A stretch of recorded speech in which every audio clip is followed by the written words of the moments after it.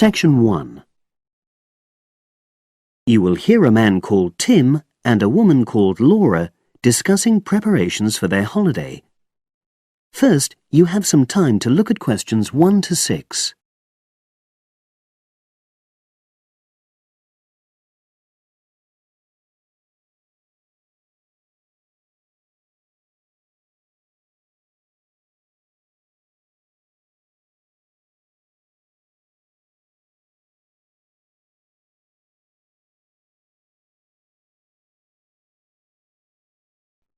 Now we shall begin. You should answer the questions as you listen, because you will not hear the recording a second time. Listen carefully and answer questions 1 to 6.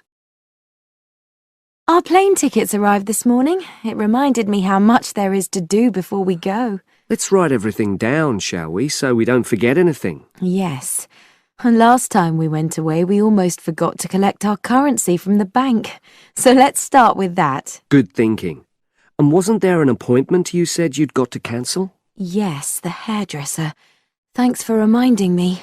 Can you write that down too? The shop will be closed now, but I'll do it first thing on Monday. OK. Then starting on Tuesday, we've got to take the tablets we got from the pharmacy. We really mustn't forget to do that. We're not protected against malaria till we've been taking them for at least 7 days. No, so that's really important. And what about shopping? There's still a few things we've got to buy the next time we're in town. We need some more sunblock, don't we? We've only got that Factor 10 stuff. It won't be strong enough. I've already bought that.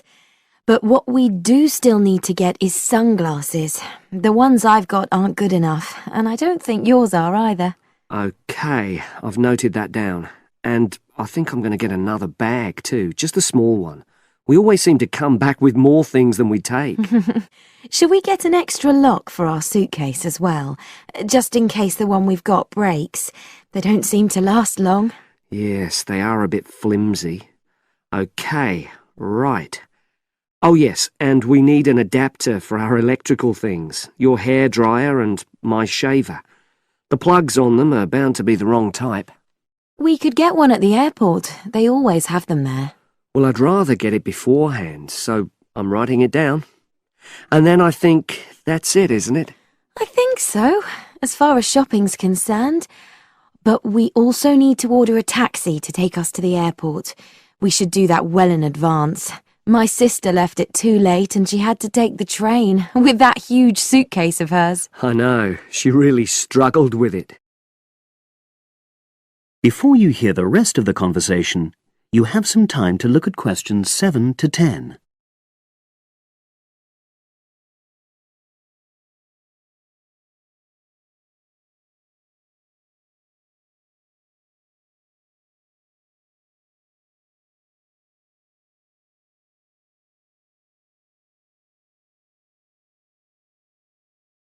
Now listen and answer questions 7 to 10. Now let's see. Your mother said she'd come in regularly while we're away, so what do we want her to do? I'll write some instructions and we can give them to her tomorrow. Good idea. Well, the cat's the main thing. OK. Feed the cat.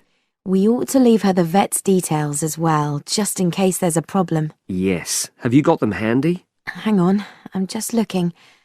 Yes, his name's Colin Jeffrey. Is that spelt with a G? Actually, it's Jeffrey. Quite an unusual spelling, isn't it? And his number? 077 594 128. It's a mobile. OK. And you should write down where it is. It's 4 Street, not sure what number, but it's next to the bus stop, isn't it? That's not a very good landmark, but it's on the other side of the road to the church, so I'll tell her that. Let's hope she won't need a vet anyway. Yes. Right, apart from that, there are the plants to water. Ask her to make sure they don't dry out. Oh, yes, and I've already mentioned the problem with the boiler, and your mum said she'd come round to meet the heating engineer and let him in. Yes, it's a lot for her to do, but we really need to get the problem sorted out. and the earliest date I could get an appointment was April the 30th. Isn't it the day after we go? Yes, we leave on the 29th, and she'll have to hang around till the job's finished. Oh, well, she won't mind, I'm sure. She likes helping people out. Yes, she does. OK. That's it then, I think. Unless you can think of anything else. Not at the moment. Leave the list there and I'll add to it. That is the end of section 1. You now have half a minute to check your answers.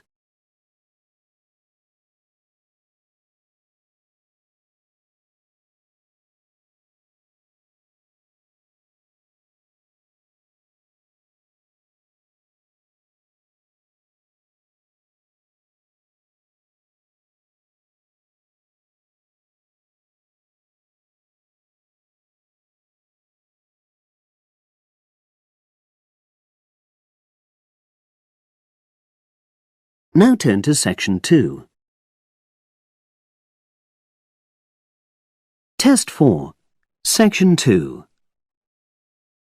You will hear a talk on local radio about a short film festival in the town of Adborne. Now you have some time to look at questions 11 to 16.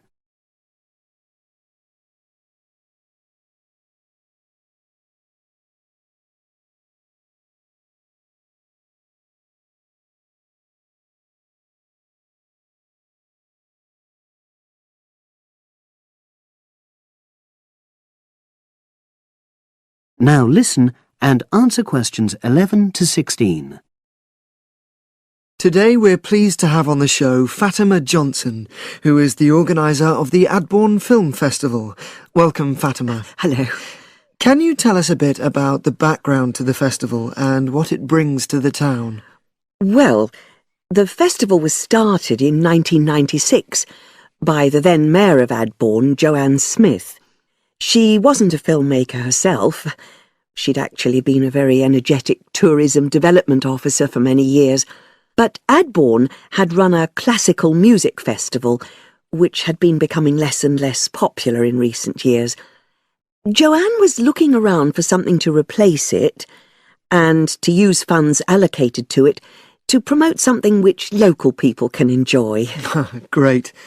So tell us about the festival nowadays. Well, it's held in the last 2 weeks of August every year, and short films from all over the world are shown in 3 places, in the theatre and our 2 cinemas.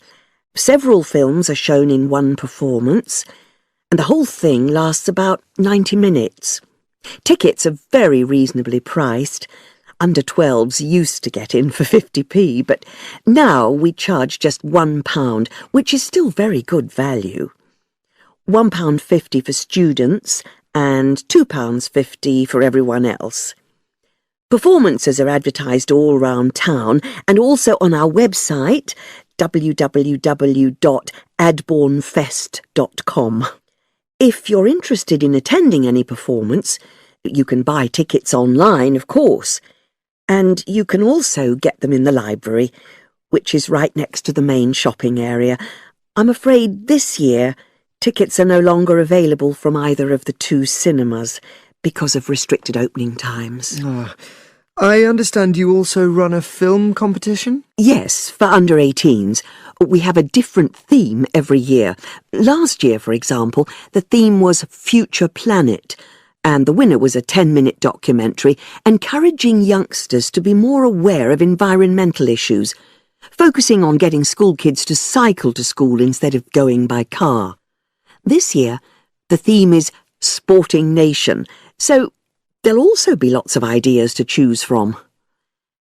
Now, we're always on the lookout for new local talent, so if you live in the Adborne area and are under 18, you should have a go. We have an excellent prize every year donated by local businesses, shops, hotels, etc. This year, you can win a high-spec movie camera worth over £800. Application forms are on the website, and the deadline for sending in your film to enter the competition is the last day of July. It's May now, so you'll have the whole of June to be working on it. Now you have some time to look at questions 17 to 20.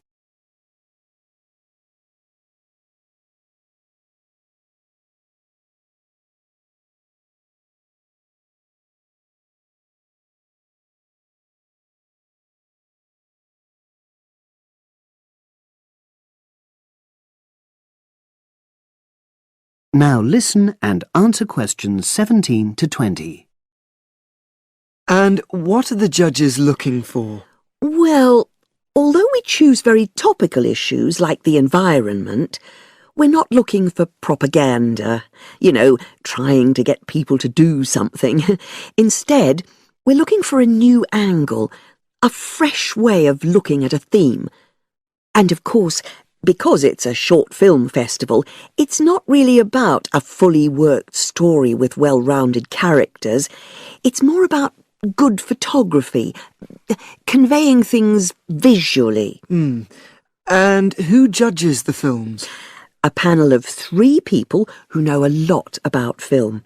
We've used the same judges for many years, and we're very happy with their expertise. One thing we probably will change next year, though, is we want to add another class and another prize for older filmmakers. We'll keep it at a maximum of 10 minutes, though. The length works well for our festival. We also want to use different venues for the film shows, such as community centres and at least one school. It might make performances more accessible to a wider audience.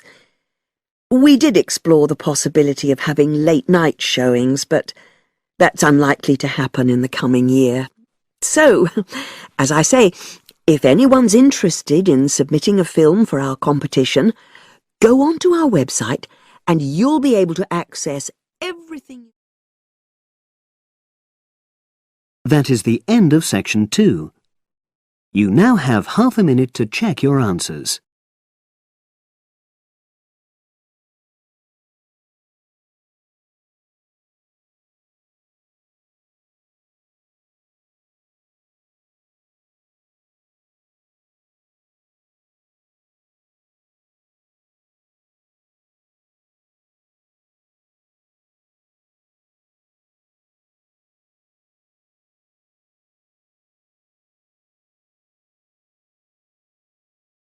Now turn to section 3.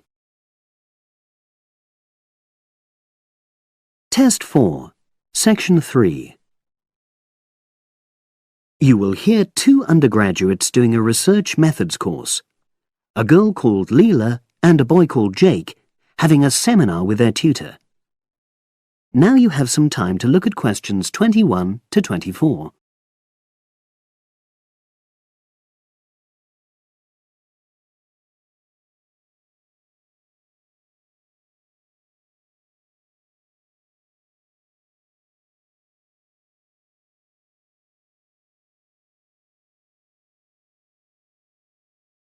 Now listen and answer questions 21 to 24.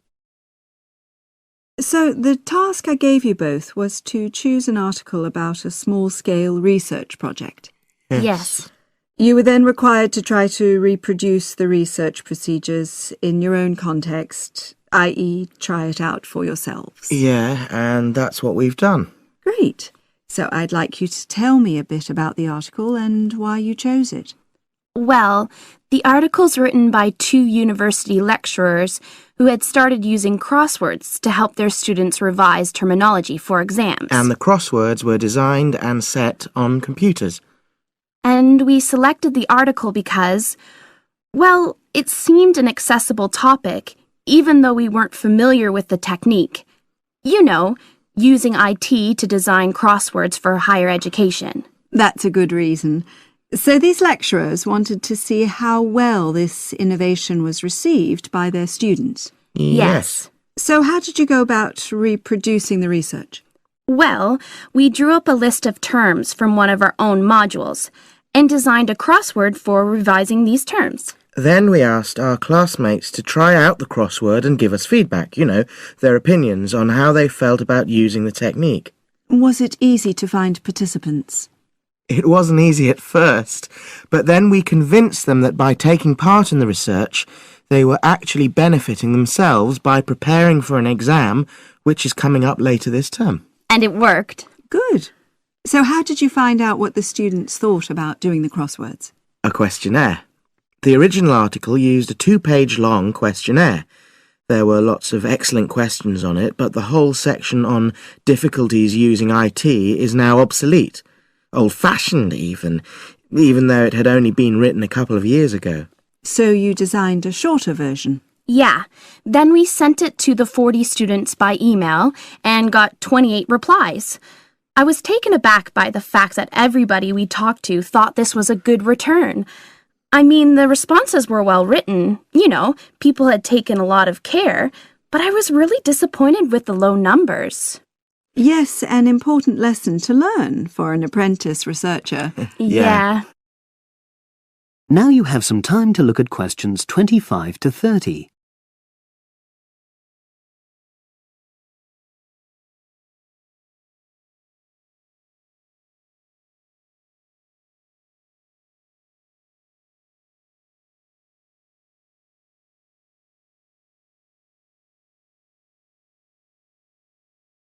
Now listen and answer questions 25 to 30. So what results did you get? Well, basically, the responses were extremely positive.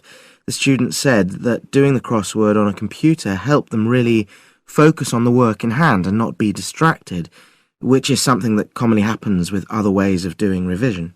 Yeah, that was really clear.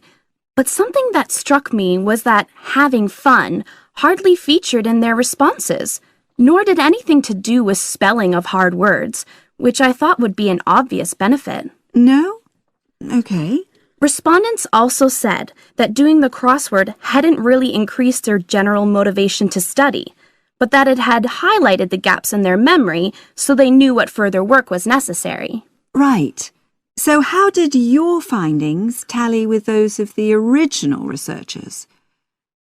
There were lots of similarities, but... There were probably two main differences. We found that more males than females liked the technique, whereas the original study found the reverse. Also, our respondents said they wouldn't mind doing a crossword as a final official exam, whereas in the original study, students said they would hate doing it even if it meant having a shorter test. But of course, both sets of respondents said they'd be interested in doing more crosswords for informal purposes, revision, and so forth. Right. So let's have a think about the whole project and what you've learned from doing it. Well, it was very time-consuming. Yeah, and I don't think we managed that aspect very well. It could have been worse. I mean, we didn't have a lot of data, so we didn't have to spend ages processing it. And of course, we'd already done a course on numerical data processing, so there wasn't much new there. Yeah, that's true. Anyway, I think we designed our questions well so that they gave us manageable data. Yeah, it really helped having the original study to guide us, as it were. And that helped us to see what a good research instrument is. What a good questionnaire should be like. Absolutely. We got a lot from that. But when we were writing up the project, I'm not sure whether we'll know how to acknowledge the work of the original study. You know, our referencing. No, that's something we'll both have to work on in the future. Actually, that part's been great. Finding ways to share and support another person. That's the real plus from the project, learning ways to do that. Well, it's obviously been very successful. That is the end of section 3. You now have half a minute to check your answers.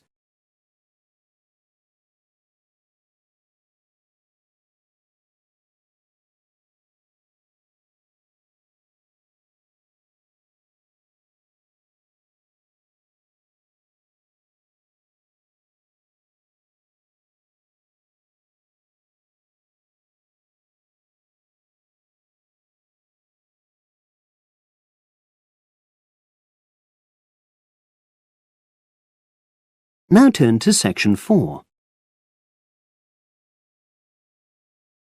Test 4, section 4. You will hear a postgraduate psychology student talking to other students about a job satisfaction study he has investigated. Before you listen, you have some time to look at questions 31 to 40.